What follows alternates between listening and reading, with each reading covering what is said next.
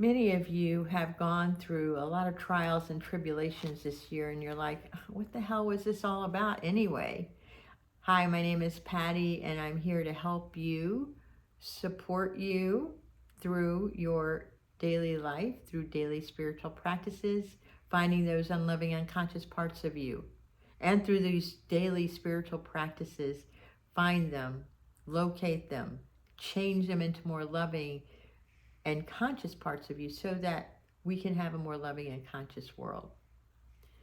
The reason why we do this work, for me, the reason why I invite you on this journey is to lay the groundwork to have a more loving world, to have a more loving person within this, to have a more loving being, because we have all of these prejudices, we have all of these anxieties and the needs of our personality to be right, the need to hold on, the need to be validated, the need to be heard, the need to be seen, the need. Oh my God.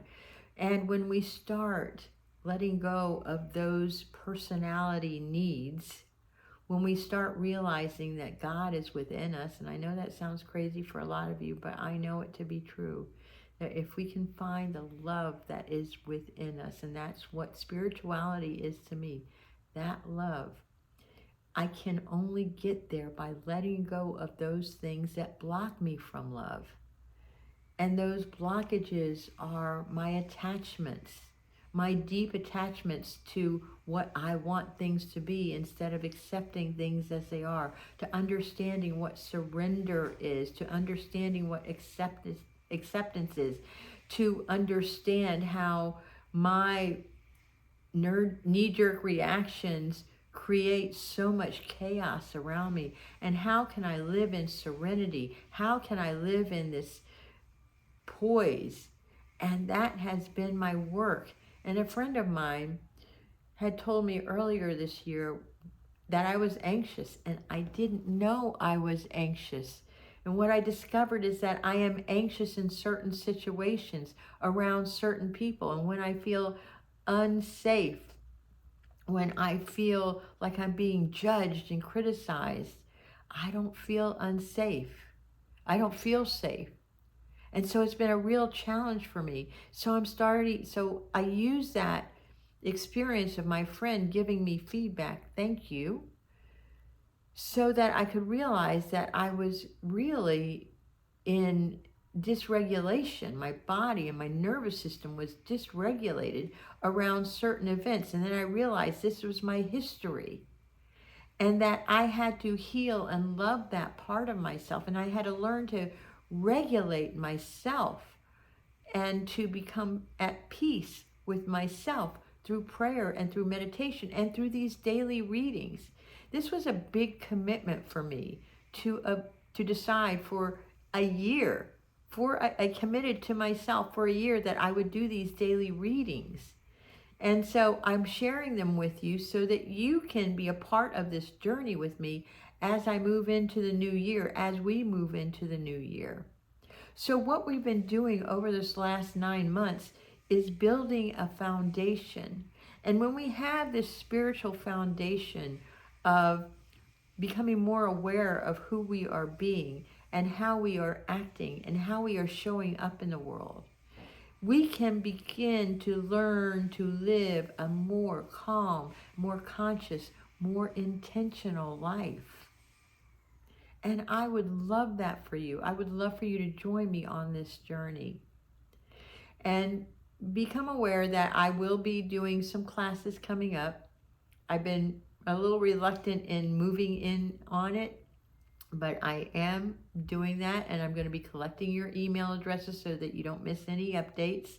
And I will also be sharing what I know to be true. And not everything in this world that you see on social media is true. Have you noticed that?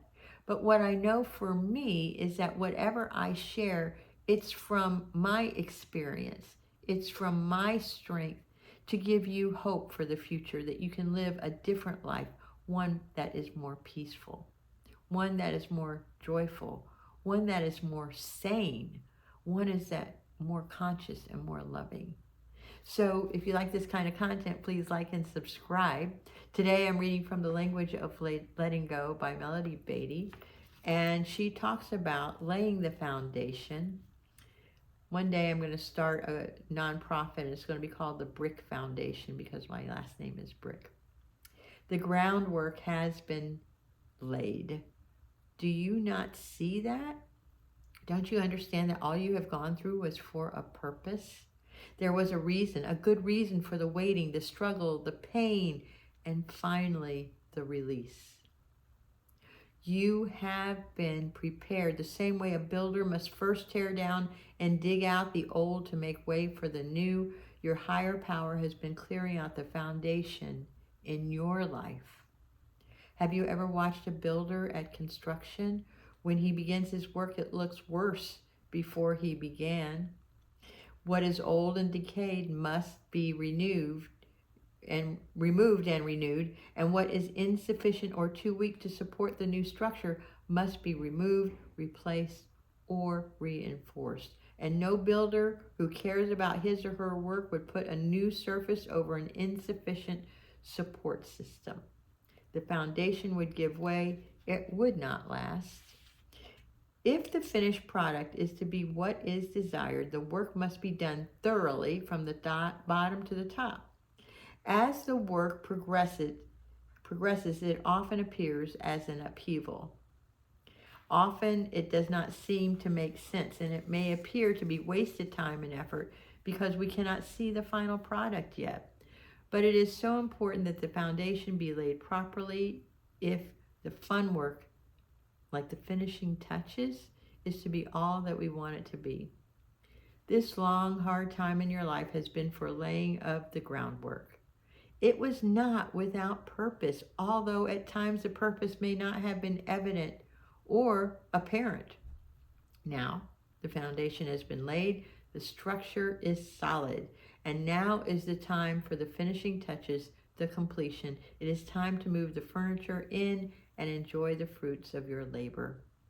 Congratulations, you have had the patience to endure the hard parts. You have trusted, surrendered, and allowed your higher power and the universe to heal and prepare you.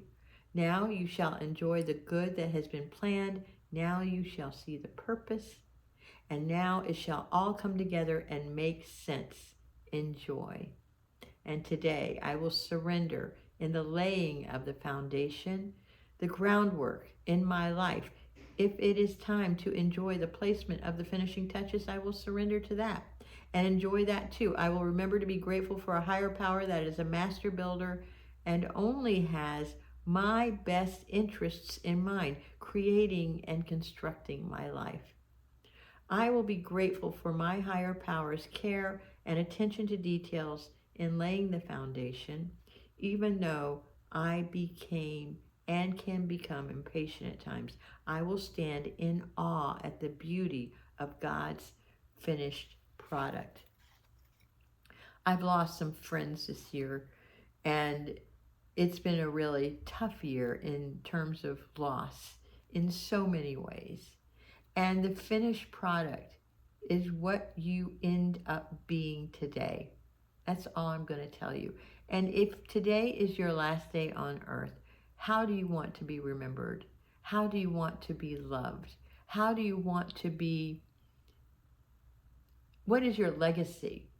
And I want your legacy to be one of approval, of love, of beauty, of peace, of joy, that you gave so much to the world with your love and with your commitment and with your dedication. And I want you to join me on this journey into the new year as we close out this old year and find those places where you can shine. I love you.